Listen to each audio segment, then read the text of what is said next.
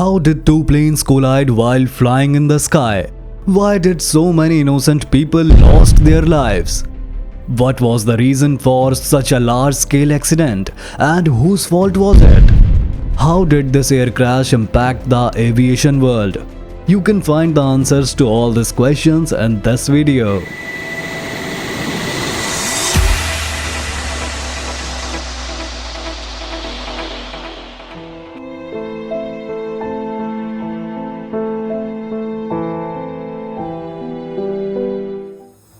July 1, 2002, Bergamo International Airport in Italy.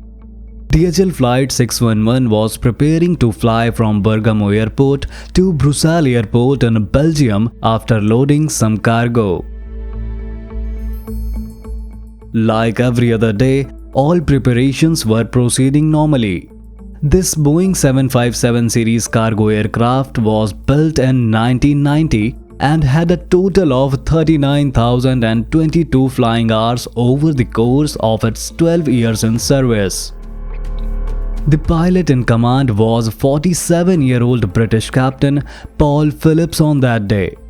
On the other seat, the co-pilot was 34-year-old Canadian pilot Brant Campion. Captain Paul Phillips was an experienced and responsible captain with a total of 12,000 hours of flying experience. Like his captain, co-pilot Brant was also an accomplished pilot with 6,604 hours of flying experience. It just so happened that both pilots has been flying the same route together for the past month. So they were both familiar with each other's flying style and comfortable flying together in this route. On that day around 9 p.m., the DHL flight left the parking ramp and began preparations for the takeoff and finally flew to Brussels Airport.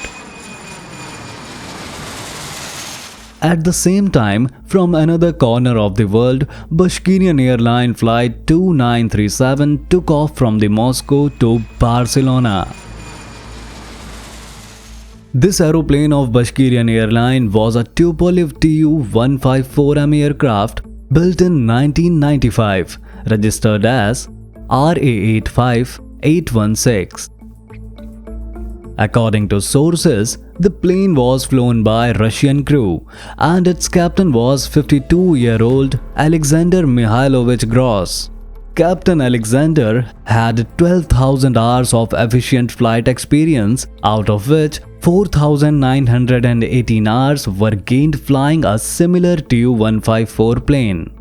Apart from Captain Alexander, co-pilot Oleg Pavlovich Grigoriev, flight navigator Sergei Gennadievich Kharlov, and seasonal pilot Murat Ahatovich Itkalov were also on the flight that day. Altogether, there were 60 passengers and 9 crew members on the flight, out of which 45 children were students studying in UFA city of Bashkortostan in Russia.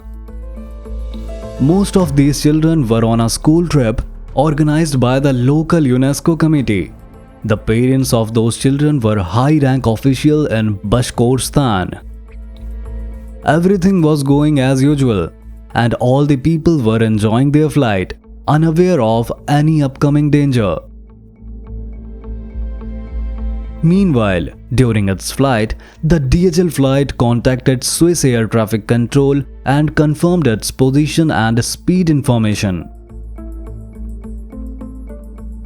In response to this, Swiss Air Control allowed the DHL flight to fly at 36,000 feet, after which the DHL flight began its climb to fly at 36,000 feet.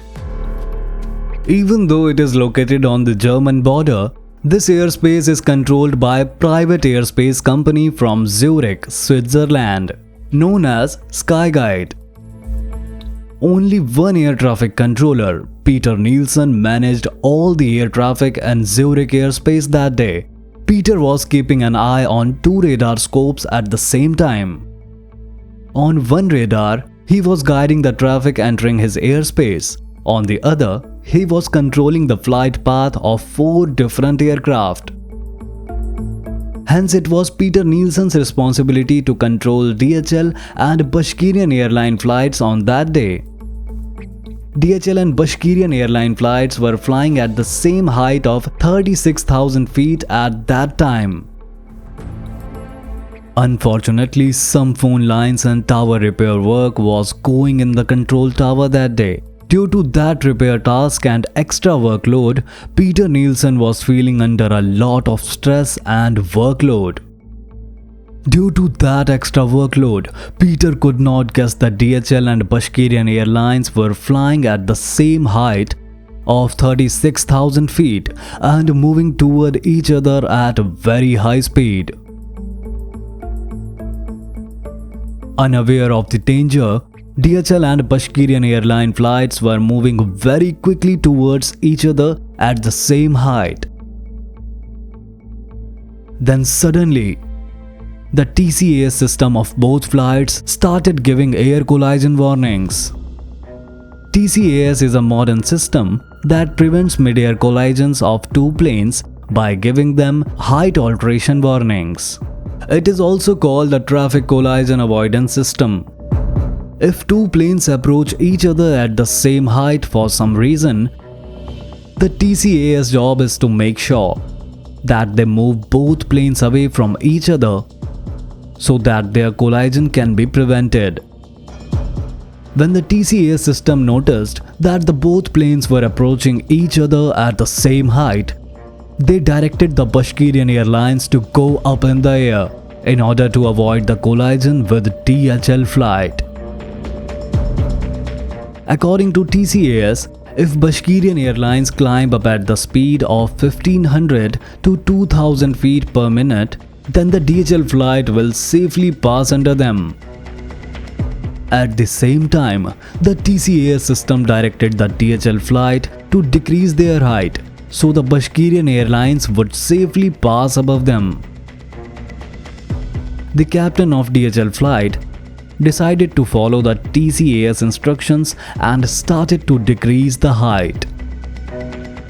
The DHL captain could not inform ATC controller Nielsen about this decision, as the controller was busy coordinating with Bashkirian airlines at that time. If the captain of both the flights would follow the instructions given by the TCAS system, then both the flights would have safely passed from each other. But as the saying goes, a person's conscience leaves him in challenging moments. Precisely the same thing happened with Bashkirian flight operators, where the TCAS system was instructing Bashkirian airlines to go upside. Due to confusion and workload, controller Peter Nielsen was telling them to go downside. And this is exactly where everything started to go downhill.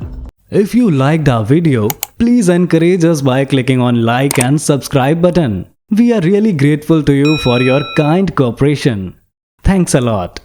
Bashkirian airlines violated the instructions given by TCAS and started to follow the suggestions given by controller Nielsen and started to go down. Now, unfortunately, again both planes started moving towards each other at the same height.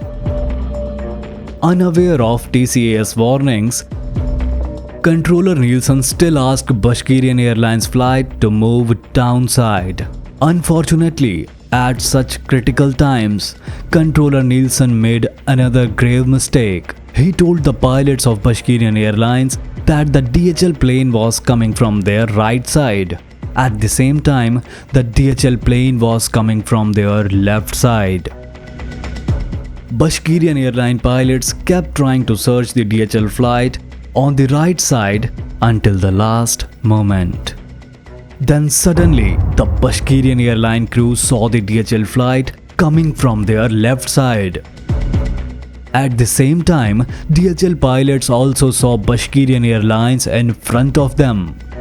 Realizing the trouble, pilots of Bashkirian Airlines made a last attempt to increase the height.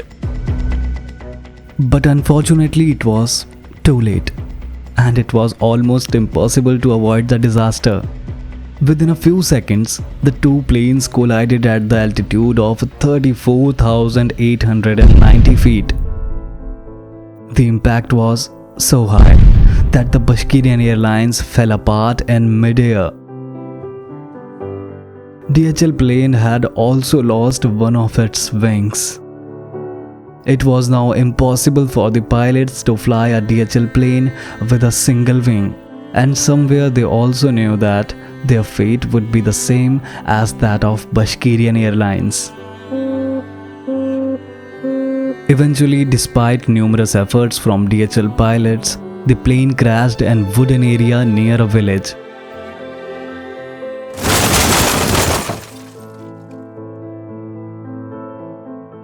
Unfortunately, no one could survive the tragic accident, and 71 people lost their lives. After this accident, ATC controller Nielsen went into trauma and had to take medical treatment. Initially, Skyguide was not ready to accept its mistake, and they blamed the Russian pilots. But after a few years, the Skyguide company accepted its mistake and apologized to the families of people killed in that accident. A Russian architect who was so deeply hurt by the death of his wife and two children in this accident held controller Peter Nielsen responsible for this accident. He somehow found Nielsen's phone number and address, went to his house and killed him in front of Nielsen's wife and children. After this accident, the air crash investigation team, in its report, they clearly mentioned that pilots should be trained to understand the TCAS system well and follow its instructions. Simultaneously, it was advised to upgrade the TCAS system to give clear instructions in such situations so that the pilots can understand them better and prevent such accidents. We understand that it is natural to be upset after learning about aeroplane accidents, but we also want to remind you that air travel is currently the safest mode of transportation. Airplane accidents are very rare in comparison to car accidents and other accidents all over the world. So please be assured and enjoy air travel with your family. We wish you a safe and pleasant air journey.